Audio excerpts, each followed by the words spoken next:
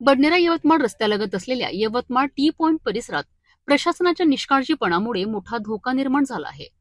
Service line दुरुस्तीच्या नावाखाली सुमारे 6 फूट खोल खड्डा खोदण्यात आला, मात्र तो तसाच उघड्यावर सोडवण्यात आला आहे.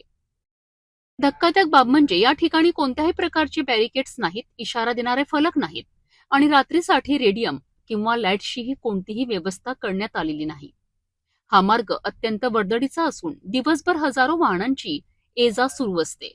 अशा परिस्थितीत विशेषतः रात्रीच्या वेळी वाहन चालकांना खड्ड्याचा अंदाज न आल्यास मोठा अपघात होण्याची शक्यता नाकारता येत नाही. स्थानिक नागरिकांनी प्रशासनावर तीव्र नाराजी व्यक्त केली आहे.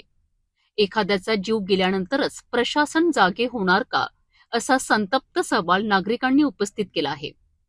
नागरिकांनी तातडीने खड्डा बुजवून योग्य सुरक्षा उपाययोजना करण्याची मागणी केली आहे. तर यांना जवळजवळ आता 8-10 दिवस झाले, जास्त झालेत. खड्डा करून ठेवलं, पण आता कसं रोडला लागून असल्या कारणानं इथं त्यांनी बॅरिकेड वगैरे लावायला पाहिजे होते. तर एखाद्या वेळेस किती रात्रीच्या वेळेस समजत नाही आणि हे लाईट पण लागत नाही. रात्रीच्या वेळेस स्ट्रीट लाईट जे आहेत ना, हे लागत नाही.